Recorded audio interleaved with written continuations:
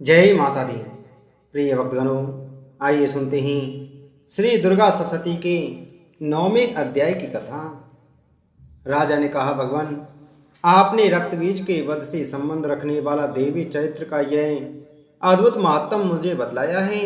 अब रक्तबीज के मारे जाने पर अत्यंत क्रोध में भरे हुए सुम और निसुम ने जो प्रतिक्रिया की उसे मैं आपके मुख से सुनना चाहता हूँ।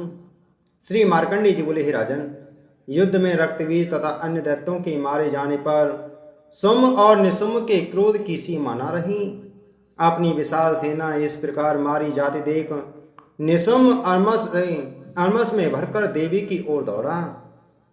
उसके साथ असुरों की प्रधान सेना थी। उसके आगे पीछे तथा पार्श्व भाग में बड़े बड़े असुर थे जो क्रोध से ओष्ठ चबाते हुए देवी को मार डालने के लिए आगे आए। महापराक्रमी सुम भी अपनी सेना के साथ मात्र गणों से युद्ध करके क्रोध में भरा चंडिका को मारने के लिए आ पहुंचा। तब देवी के साथ सुम और निसुम का घोर संग्राम छिड़ गया। वे दोनों दैत्य मेघों की वर्षा की भांति बाणों की भयंकर वर्षा कर रहे थे। उन दोनों के चलाए हुए बाणों को चंडिका ने अपने बाणों के समूह से तुरंत काट डाला और शस्त्र समूह की वर्षा करके उन दोनों दैत्यपतियों के अंगों में भी चोट पहुंचाई। निसुम ने तीखी तलवार और चमकती हुई ढाल लेकर देवी के श्रेष्ठ वाहन सिंह के मस्तक पर आघात किया। अपने वाहन को चोट पहुंचने पर देवी ने क्षरप्र नामक बाण से निसुम की श्रेष्ठ तलवार तुरंत ही काट डाली और उसकी ढाल को भी, जिसमें 8 चांद जड़े थे, उसे खंड खंड कर दिया। ढाल और तलवार के कट जाने पर उस असुर ने शक्ति चलाई, किंतु सामने आने पर देवी ने चक्र से उसके भी 2 टुकड़े कर दिए। अब तो निसुम क्रोध में तिल मिला उठा और उस दानव ने देवी को मारने के लिए शूल उठाया, किंतु देवी ने समीप आने पर उसे भी मुक्के से मारकर चूर्ण कर दिया।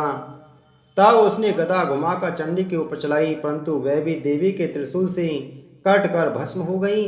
तदनंतर दैत्यराज निसुम को फरसा हाथ में लेकर आते देखकर देवी ने बाण समूह से घायल कर उसे धरती पर सुला दिया। अपने महापराक्रमी भाई निसुम के धराशायी हो जाने पर सुम को बड़ा क्रोध हुआ और अंबिका का वध करने के लिए वह आगे बढ़ा। रथ पर बैठे बैठे ही उत्तम आयुधों से सुशोभित अपनी बड़ी बड़ी 8 अनुपम भुजाओं से सारे आकाश को आच्छादित कर वह अतीव शोभा पाने लगा। उसे आते देख देवी ने शंख बजाया और धनुष की प्रत्यंचा से भी अति दुस्सह शब्द किया। साथ ही अपने घंटे के शब्द से, जो समस्त दैत्य सैनिकों का तेज नष्ट करने वाला था, संपूर्ण दिशाओं को गुंजा दिया। तदंतर सिंह ने भी अपनी दहाड़ से, जिसे सुनकर बड़े बड़े गजराजों का मद महान मद चूर हो जाता है, आकाश पृथ्वी और 10 दिशाओं को गुंजा दिया। फिर काली ने आकाश में उछलकर अपने दोनों हाथों से पृथ्वी पर आघात किया। उससे ऐसा भयंकर शब्द हुआ जिससे पहले के सभी शब्द शांत हो गए। तत्पश्चात से दूतिनी दैत्यों के लिए अमंगलजनक अट्टहास किया। इन शब्दों को सुनकर समस्त असुर थर्रा उठे, किंतु सुम को बड़ा क्रोध हुआ। उस समय देवी ने उस सुम को लक्ष्य करके कहा, अरे दुरात्मा, खड़ा रहे, खड़ा रहे। तभी आकाश में खड़े हुए देवता बोले, जय हो, जय हो।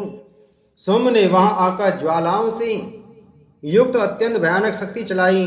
अग्नि में पर्वत के समान आती हुई उस शक्ति को देवी ने अपने दिव्य प्रभाव से दूर हटा दिया।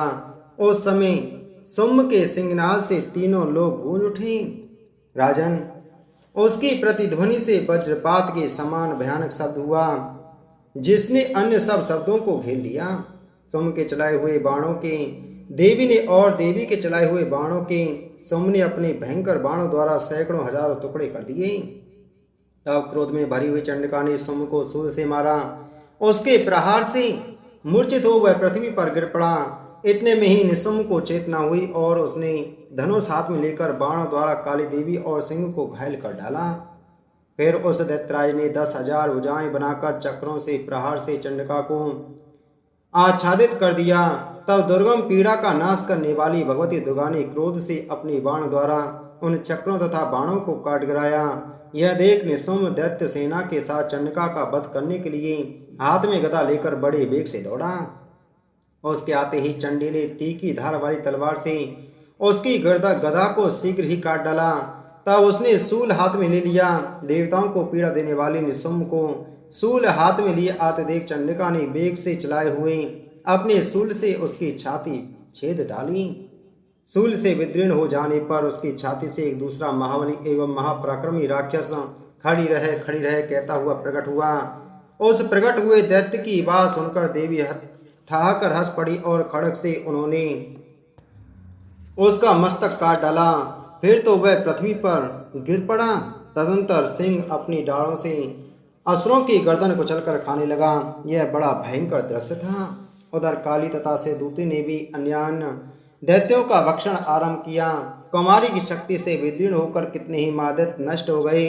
ब्रह्माणी के मंत्रपूत जल से निस्तेज होकर कितने ही भाग खड़े हुए। कितने ही दैत्य माहेश्वरी के त्रिशूल से छिन्न भिन्न होकर धराशायी हो गए। वैष्णवी ने भी अपने चक्र से दानवों को विदीर्ण कर दिया। ऐन्द्री के हाथ से छूटे हुए वज्र से भी कितने ही प्राणों से हाथ धो बैठे। कुछ असुर नष्ट हो गए, कुछ उस महायुद्ध में से भाग गए तथा कितने ही काली सेदूती तथा सिंह के ग्रास बन गए। इति श्री दुर्गा सप्तशती पाठ नवा अध्याय संपूर्ण। बोलो दुर्गा माता की जय।